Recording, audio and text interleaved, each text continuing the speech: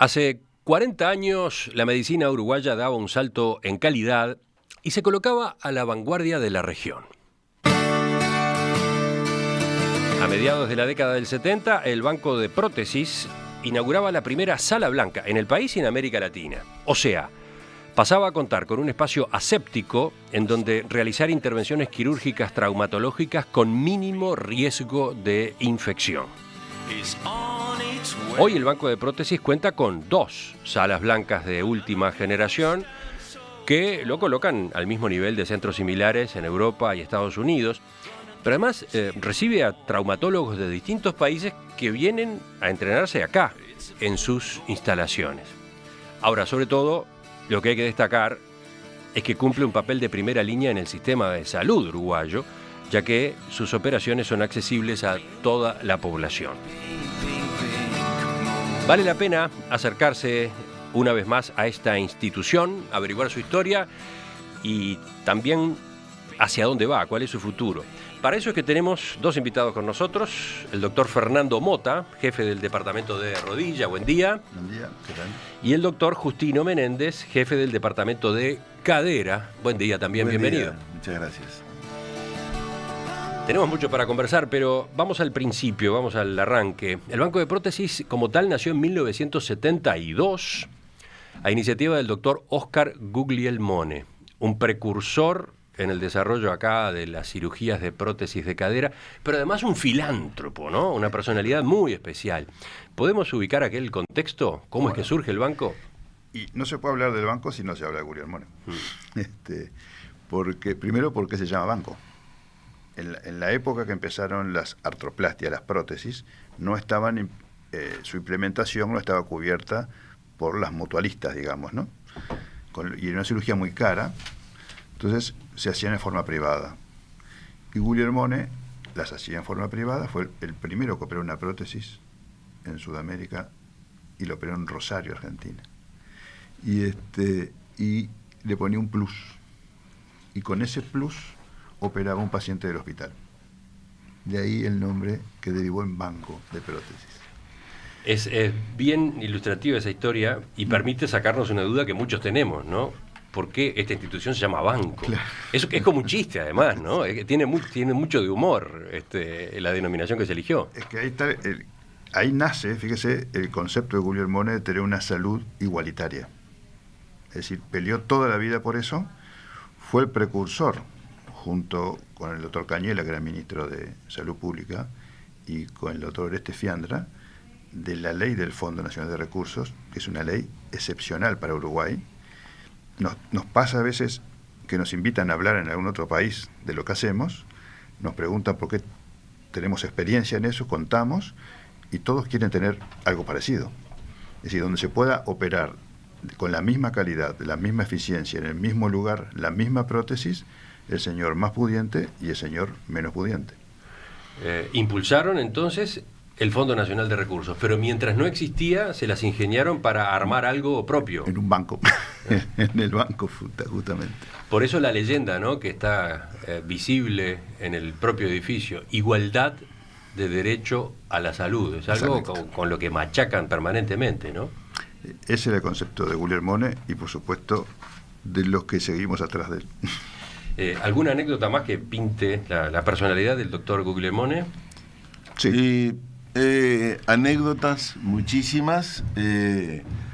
Sin duda fue una persona que brillante, un niño que nació en Salto, como decía usted, y que fue a la escuela rural a caballo, y que no le interesaba cosechar naranjas, como dijo desde niño, sino ser médico, y fue uno de los brillantes médicos de este país, siempre pensando en las personas con dificultades y tratando de resolver los problemas de esas personas que tenían un hándicap en contra, y trabajó toda su vida hasta el último momento en esta institución. Y esta institución, como decimos siempre, tiene un valor increíble porque es de todos, pero no es de nadie. Esta es una institución que no tiene dueños, No es una asociación civil sin fines de lucro, ¿no? Correcto, es una asociación civil sin fines de lucro. Y yo creo que lo más importante que destaca esta institución es el capital humano que tiene. El capital humano realmente vale oro en esta institución, y toda la gente que trabaja ahí está comprometida con la institución y lo hace como si fuera su casa. Pero además el concepto de adquirir conocimientos en la salud también de Guglielmo Monet, en un país chico como el nuestro, si usted hace muchos bancos de prótesis, muchas chacritas para hacer lo mismo, no va a lograr tener el expertise. Él decía que en un país como el nuestro tenía que haber 1, 2, 3 centros donde todos supieran bien lo que hacían. Es decir, el cirujano, el que limpia la sala de operaciones también, el enfermero que lo cuida en la sala también. Y eso ha llevado a que mejore el expertise del banco y hoy tengamos 55.000 cirugías, ¿no? ¿Quiénes pueden atenderse allí? Pasemos en limpio eso. Algo ya adelantaron ustedes al hablar del Fondo Nacional de Recursos. Exacto. Pero, ¿cómo es el acceso a estas intervenciones? ¿Cómo funciona hoy en Uruguay? Por intermedio del fondo, cualquiera que se atienda tanto en la parte de ACE o en la parte privada, a través del Fondo Nacional de Recursos, tiene financiada su cirugía, que en este caso son artroplastias, prótesis de cadera y de rodilla. ¿Y por qué la intervención se realiza allí, en el banco? Una de lo que yo le decía, la centralización del conocimiento. Es decir, nosotros aprendemos de nuestros pacientes. Es decir, así como Hamilton en Fórmula 1 tiene que dar vueltas muchos circuitos para poder ir mejorando su tiempo, los cirujanos tienen que tener muchas cirugías para mejorar sus cirugías. Un cirujano que opera 20 prótesis por año, y de repente es mejor que no opere. Es decir, el expertise viene con el hacer lo mismo todos los días. Pero hay de todos modos algunas otras posibilidades, ¿no? ¿Todas estas intervenciones se efectúan en el banco de prótesis o hay instituciones que las desarrollan incluso? Hay también? otros IMAES, que son institutos de medicina altamente especializados, que es donde el Fondo Nacional de Recursos paga la cirugía que está cubierta por él. Entonces, el papel de banco de prótesis, ¿cómo termina siendo? El banco es un IMAE más dentro de los 3, 4 o 5 que hay. Y para hacer una lista, ¿cuáles son las intervenciones que se realizan allí? Fundamentalmente, bajo la cobertura del Fondo Nacional de Recursos, prótesis de cadera y de rodilla. Además, hay una sala que no es de flujo laminar, como es la sala blanca. Ya hablaremos de eso. Pero son salas de ultrafiltrado donde se realiza osteosíntesis. ¿Qué es eso? Osteosíntesis es el tratamiento de las fracturas por medio de síntesis, es decir, unión con clavos y tornillos. Y el gran problema de la cirugía traumatológica es que el hueso y la articulación no se defienden de la infección. Es distinto a otras partes del cuerpo. Por eso hay que ser muy puntilloso en cómo se opera y dónde se opera. Seguimos repasando la historia del banco de prótesis, ubicando su futuro y tratando de avisorar por dónde vienen las principales tendencias. Para eso estamos con el doctor Fernando Mota, jefe del departamento de rodilla, y el doctor Justino Menéndez, jefe del departamento de cadera. Hablábamos de los orígenes. Ya en aquellos primeros años, el banco de prótesis alcanza un primer hito, la instalación de lo que fue la primera sala blanca de nuestro país y de la región, 75-76, año 1975-76. Aquí es necesario explicar el concepto, ¿no? ¿Qué es una sala blanca? La sala blanca, en realidad, no es blanca. ¿No es? No es de color blanco, pero... ¿De qué color es? Es aire ultrafiltrado 3 micras con un sistema de filtros. La sala tiene 2 pisos. La sala donde nosotros hacemos la cirugía y arriba es otro piso donde están todos los filtros. No es un aire acondicionado pintado de blanco. Son filtros, se llaman filtros EPA, son carísimos, hay que mantenerlos, y eso le garantiza a usted un ultrafiltrado a 3 micras de partículas, donde no hay bacterias, y donde el flujo de aire de arriba abajo forma las paredes, digamos, de la sala. Y además, el cirujano está tapado completamente con su túnica, conectado por aire, y virtualmente nosotros estamos afuera de la sala. ¿Cómo que están afuera? Es decir, estamos adentro físicamente, pero nuestro aire, tanto que nosotros inspiramos o expelemos, va afuera de la sala. Es decir, no tenemos un contacto de aire con el paciente. El único que está dentro de la sala es el paciente, incluso el anestesista está fuera de la sala y medio paciente está fuera de la sala. Es muy impresionante esa descripción.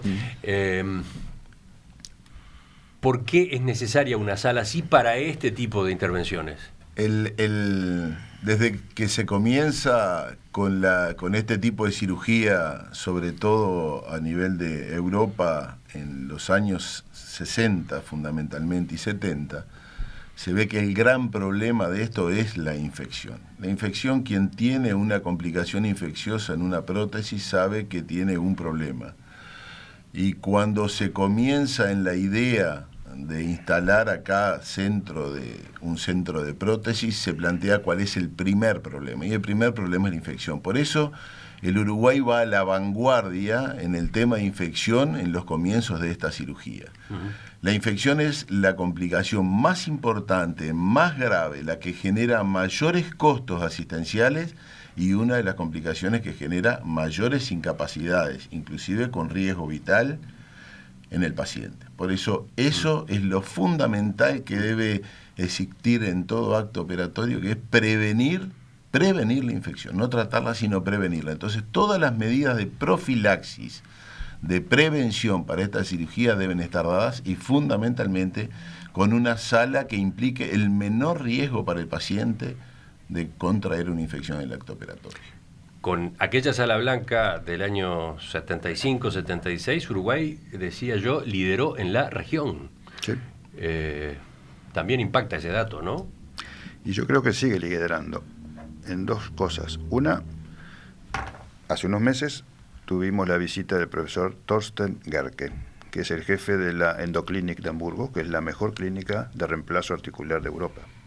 Y vino a operar con nosotros y quedó maravillado y me dice: Fernando, conozco toda Sudamérica, no conozco una sala como esta, lo cual nos dejó muy contentos.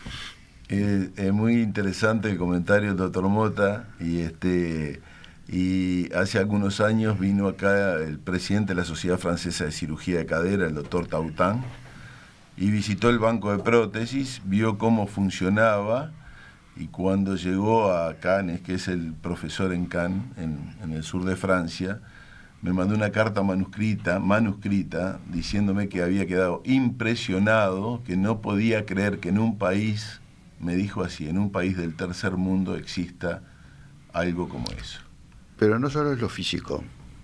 Lo importante del banco no es su sala blanca, es su gente. Enseguida vamos a hablar de eso, pero me gustaría que los oyentes se acercaran un poco más a cómo lucen estas dos salas blancas que hoy tiene el banco de prótesis. Rosario ha hecho la visita y nos va a permitir ubicarnos en el lugar. Allí, recordemos, ¿no? Avenida Italia, frente al Parque Rivera.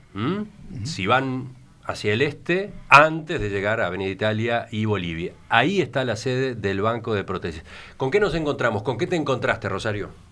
Bueno, en primer lugar, esta sede es de 1996 y no se crean que es demasiado visible, pues es un edificio relativamente chato, que tiene una gran entrada como para automóviles, pero que da a una plaza de estacionamiento. El edificio está retirado y el resto del edificio está tapado detrás de una mata verde sumamente alta, de manera que es bastante difícil de ver desde Avenida Italia.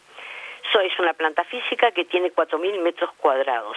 Inmediatamente que llegué me llevaron al bloque quirúrgico, para lo cual previamente tuve que pasar por un vestuario y me disfrazaron, porque me hicieron sacar absolutamente todo, que era en ropa interior, y me pusieron un equipo, que era un pantalón, una casaca, unas crocs que también me quedaban enormes, unos zapatones arriba, un gorro y un tapaboca.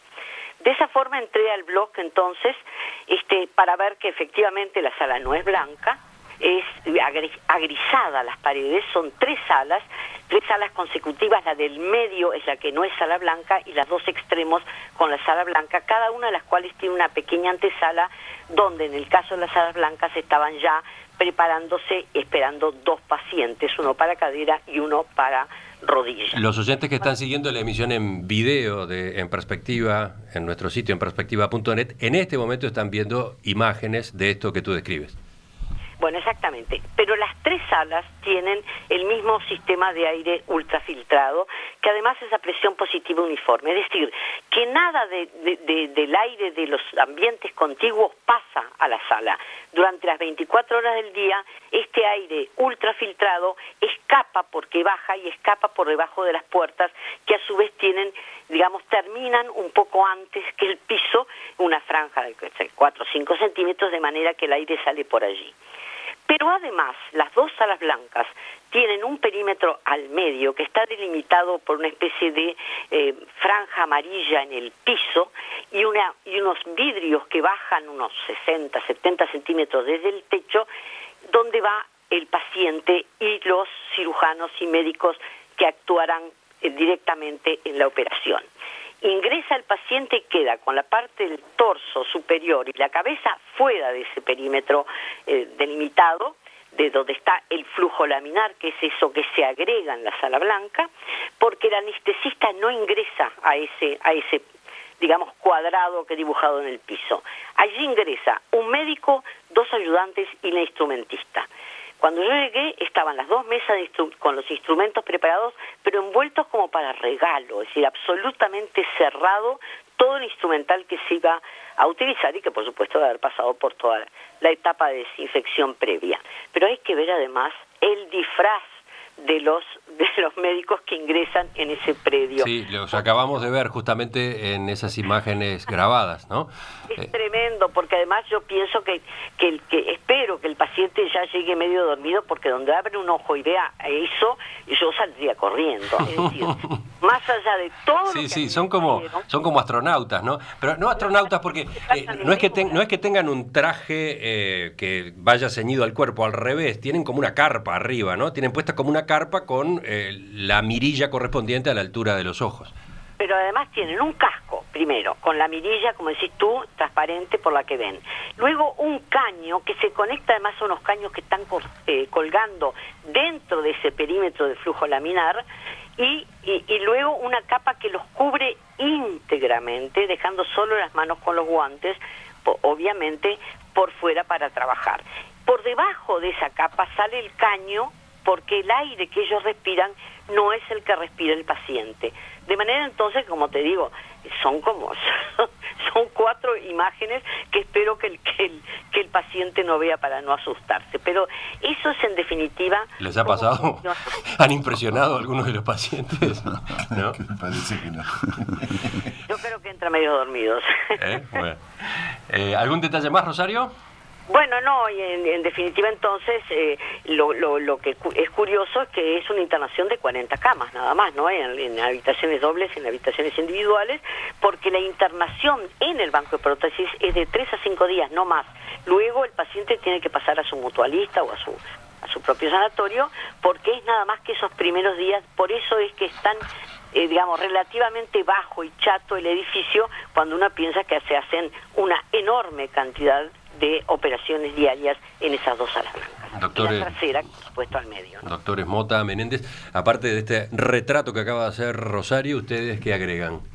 Lo que le iba a decir, el banco no solo es la parte física, sino es su gente. Y el concepto de Guglielmone de expertise es para todos. Es decir, para nosotros nos da seguridad operar un paciente, porque yo sé que el médico internista domina ese terreno, que la enfermera que va a asistir a ese paciente al otro día domina ese terreno porque hace todos los días lo mismo, que la circulante de sala, recibimos médicos 2 veces por año, damos cursos internacionales, vienen 20 médicos y 20 de todo Sudamérica a hacer prótesis. Y se van maravillados no solo de las prótesis y de la sala, sino del funcionamiento de la sala. Nos lo han dicho más de una vez, porque la gente está consustanciada, pues es una gran familia el banco. La verdad da gusto trabajar allí. Lo que se pretende es que no quede ningún punto librado al azar. O sea, nosotros tenemos un objetivo claro, que es trabajar dentro del máximo grado de excelencia. Y si uno intenta trabajar en la excelencia, nada puede quedar librado al azar.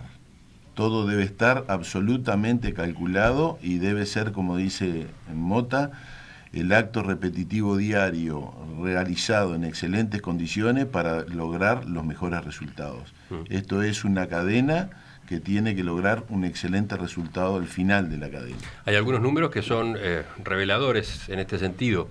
Los índices de infecciones en el banco de prótesis. Correcto. En operaciones de cadera, 1,3%. Y en rodilla, menos de 1%. ¿Cómo se colocan, cómo ubican al banco de prótesis en relación con otros centros de salud del país, del mundo? En el mundo se habla que es correcto hasta 3 y 4%. Si usted viaja a Estados Unidos, le van a decir eso. Es decir, que estamos mejor y abajo que muchos centros. Porque el éxito es la suma de los detalles. Y los detalles van desde que el paciente ingresa hasta que se va. Los detalles incluyen la sala de operaciones, el ambiente y el cirujano. O sea, la técnica cuidadosa y prolija es parte de esos niveles. ¿De acuerdo? Y hay un elemento más, ¿no? ¿Cómo juega el hecho de que en este sanatorio solamente concurran pacientes que tienen esta problemática? Allí no hay, por ejemplo, alguien con una pulmonía, ¿no? No hay alguien con gripe, ¿no? Tampoco entran pacientes con infecciones. Ahí está. Correcto. Eso también, supongo, contribuye a los índices de seguridad, ¿no? Sin duda. Es decir, si hay un paciente con una infección, no se trata en el banco de prótesis, no entran gérmenes, digamos, pues no salen más. Enseguida, en el final de esta entrevista, vamos a averiguar qué contestan nuestros invitados ante algunas preguntas que vienen de la audiencia y sobre todo vamos a tratar de entender hacia dónde va, qué planes tiene el banco de prótesis. El banco de prótesis está celebrando los 40 años de la instalación de la primera sala blanca que tuvo Uruguay, que además fue la primera en la región. O sea, se pasó a contar con un espacio aséptico donde realizar intervenciones quirúrgicas traumatológicas con mínimo riesgo de infección. Estamos evocando aquel hito en la historia de la medicina uruguaya. Estamos ubicando al banco de prótesis en el año 2016. Están con nosotros los doctores Fernando Mota y Justino Menéndez. Voy a los mensajes de los oyentes. Por ejemplo, este de un celular terminado en 464 que dice: tuve la suerte de conocer al doctor Guglielmone, fundador del banco de prótesis. Operó a mi hija a los 4 meses. Yo mismo fui operado allí de las 2 rodillas hace 1 año. Y termina con un gracias, gracias, gracias. ¿No? Me imagino que tienen muchos de estos casos, de este tipo de mensajes, ¿no? Y el problema de la artrosis, que es lo que genera la cirugía en el banco, es una patología que da dolor. Y usted puede estar sano, y si le duele la cadera y la rodilla no puede caminar ni a la esquina. Entonces, el operarse, el sacarse el dolor, es una cosa que le cambia la vida completamente. Usted no lo puede vivir hasta que no le llega ese momento, lo que es tener dolor y no poder caminar, y estar sano. Entonces, la prótesis, sacar el dolor, le devuelve la calidad de vida, completamente. Tengo cifras, ustedes también las tienen obviamente, de lo que ha implicado esta historia de 40 años, 45.600 prótesis de cadera, 9.400 prótesis de rodilla, 14.600 osteosíntesis. ¿Esto es récord también? Es interesante en los números, porque como decía el doctor Mota, lo importante de esto es la adquisición de experiencia en base a la repetición del acto diario. Y es interesante porque en nuestro país el número de cirugías que realizan los traumatólogos supera ampliamente a lo que se hace, por ejemplo, en Estados Unidos, en el 80% de los cirujanos ortopédicos. Para que tenga usted una idea, el 80% de Estados Unidos opera 1.5 prótesis por mes. O sea, estamos hablando de 18 prótesis, no más de 20 al año. Y eso en realidad, esos números son superados ampliamente por nosotros en forma mensual. O sea que eso es lo que hace un poco a la experiencia en números de esta cirugía. Es decir, operarse con un cirujano que opera menos de 20 por año es como subirse un auto con uno de estos choferes con licencia trucha, más o menos lo mismo. Sí, es bueno tener en cuenta eso. Hablamos de estas 3 que son las principales intervenciones, ¿no?, en el banco de prótesis, pero no son las únicas. ¿Qué otras existen? No, las prótesis son las que da cobertura al Fondo Nacional de Recursos. Por supuesto, el banco es un centro traumatológico, un centro quirúrgico traumatológico donde se hace todos los tipos de cirugías ortopédicas traumatológicas. Por ejemplo, pregunta una oyente, Fernanda, tengo un problema de impeachment en la cadera, ¿se llama así? Sí, correcto. Impeachment en la cadera. Correcto. Tengo 40 años y eso me provoca un dolor insoportable. ¿Hay algo nuevo sobre esto? Sí, en el banco de prótesis de hace aproximadamente 6 años para este tipo de patología hacemos lo que se llama la cirugía artroscópica, o sea, entrando a la cadera por mínimas incisiones, se repara la lesión y se trata esta lesión que es un pinzamiento femoroacetabular o impingement, como dice la oyente. Esto es mediante técnicas no invasivas que permiten una reparación de la lesión, del daño que tiene el paciente. Pero es conveniente que se trate, sobre todo si tiene 40 años y tiene dolor. ¿Distintos dolores de columna tienen solución entonces en el banco de prótesis? Bueno, sí, hay equipo de gente que trabaja en el área de la columna, no es nuestra especialidad, nosotros nos dedicamos exclusivamente al área de rodilla. Acá hablábamos de cadera. Y cadera. Pero yo iba más en general a la columna, que es otro tema, ¿no? Sí, un equipo de gente que se dedica a cirugía de columna. Exacto. Que opera en la sala de aire ultrafiltrado, que también le garantiza la ausencia de infección, pero no en la sala de flujo laminar, que es distinto. ¿Ustedes hacen un seguimiento del paciente después de la intervención? Es que eso es clave, porque usted aprende medicina no solo en los libros, aprende medicina con sus pacientes y viendo las evoluciones. Por eso el banco somos muy celosos en el archivo. Tenemos un archivo de todos esos pacientes que usted mencionó. Y los controles, tanto para las caderas como las rodillas, son gratuitos, porque queremos seguir nuestro paciente, no queremos que el paciente no venga porque no puede acceder a una consulta. Entonces tenemos ese seguimiento donde el paciente se beneficia, pero nosotros también nos beneficiamos porque podemos seguir esos pacientes y aprender de la evolución en 30 años de una prótesis de cadera, por ejemplo, de rodilla. Hablemos de otros números, los números de las cuentas, de las finanzas del banco de prótesis. Está definido, lo dijimos, es una asociación civil sin fines de lucro.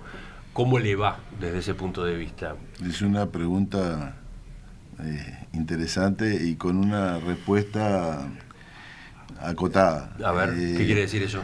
Y el tema es que estamos en general en un empar de negativo. ¿Cómo? Y tenemos siempre, nosotros somos una institución que tiene en primer lugar una auditoría, triple auditoría por decirlo así, tenemos una auditoría interna, una auditoría externa, y los gastos institucionales están muy marcados y delimitados a las necesidades. O sea, en otras palabras, no podemos tirar manteca al techo.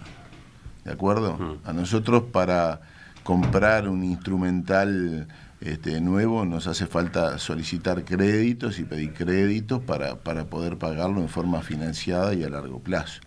O sea, no tenemos disponibilidad económica fácil. Jugar en primera división no es fácil y hay que hacerse sus sacrificios, pero es lo que hemos logrado en todos estos años. ¿Cómo resuelven esos problemas cuando se les dan? ¿Que recurren a nuevas donaciones? ¿El banco, el banco se hizo así, vive ¿no? de donaciones? El banco de prótesis se hizo, la idea de Guglielmone. Guglielmone terminaba de trabajar el viernes a las 6 de la tarde, se tomaba un ómnibus y se iba a Artigas, a Salto, a Rivera, tenía distintas centros de gente que lo seguían y se hacían bailes, rifas, con eso hizo el edificio del banco. Es más, hizo en la parte de atrás lo que le llamó el albergue, que era para que la gente del interior que viene con sus familiares y no tiene la posibilidad de irse a un hotel porque no lo puede pagar, pudiera estar también allí. Esa era la concepción de Guglielmo Monet. Sí, es notable que esa concepción estuviera ya llevada a la práctica, no fuera simplemente una idea, una filosofía, se llevara a la práctica en los años 70, ¿no? Entonces, el banco de prótesis se financia, si entiendo bien, con las intervenciones que se realizan de manera privada, el paciente paga, las intervenciones que se realizan a través del Fondo Nacional de Recursos, el fondo paga, y por otro lado, donaciones. Y además, y mutualistas que operan sus pacientes en el banco, buscando tener esa accesibilidad al centro quirúrgico traumatológico. ¿Y ustedes tienen idea de hoy, por ejemplo, qué porcentaje del presupuesto se financia con donaciones? No es lo mío eso. No. Pero siguen existiendo. Siguen, pero muy pocas, no es eso. Entonces, con ese contexto, con ese panorama que ustedes me están pintando, ¿cuáles son los planes? ¿Qué viene? ¿Para dónde va el banco de prótesis?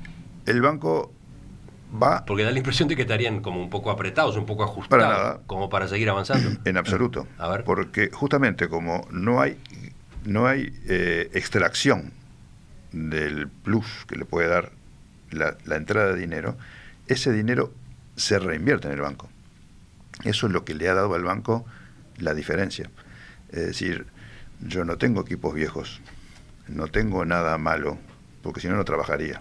Pero usted decía recién, no podemos tirar manteca al techo. Por eso. ¿Qué sería tirar manteca al techo en una institución como esta? Bueno, hace 10 días estuve en Hamburgo, en la mejor clínica esta de Europa, que es la Endoclinic, y usted ve tirar manteca al techo. Porque por ejemplo, inmediatamente que sobra, porque de repente el lugar donde usted se toma un café, hay 15 heladeras, parece un bar de 18 de julio. Bueno, nosotros no tenemos un bar de 18 de julio para tomar un café, pero no en la parte técnica. En la parte técnica somos exactamente igual. El día que no seamos igual, me tengo que ir. ¿Hay tecnología que el banco de prótesis necesitaría incorporar, pero no puede comprar hoy? En este momento no tenemos ninguna cosa desde el punto de vista tecnológico que necesitáramos, que no tenemos. Por lo tanto, entonces, las metas que se están planteando, ¿cuáles son? Seguir en la excelencia. Para nosotros, yo el otro día en una entrevista daba una idea de más o menos cuál es nuestra visión. El banco de prótesis comenzó y para nosotros esto es una carrera de postas. El doctor Mota en este momento y yo tenemos una posta que la vamos a entregar a otros colegas en otro momento, probablemente dentro de pocos años, y apostamos a hacer los mejores tiempos. Eso quiere decir que apostamos a la calidad y a la excelencia. Entonces trataremos de que esta institución en los próximos años sea mejor, esté mejor, entreguemos una posta mejor, porque nuestro objetivo es siempre ganar la carrera. Hay mensajes de oyentes que van por el lado justamente del reconocimiento. Hay mensajes también de otros que no conocían esta historia y sacan conclusiones como esta. Es una muestra de que el país tiene capital humano muy bueno. Si no se aprovecha en otros campos, es falta de quienes toman las decisiones. Doctor Fernando Mota, doctor Justino Menéndez, gracias por acompañarnos esta mañana. Muy amable usted. Muchas gracias por la invitación. Volvemos a conversar en cualquier momento. Que tenga buen día. Gracias. Ahora viene la mesa de los viernes, viene con cuentos, viene con discusión a propósito de la actualidad y viene con lo que se informe en la conferencia de prensa allí enfrente, en la torre ejecutiva, a propósito de este sismo que habríamos tenido en el sur del país en la noche de ayer.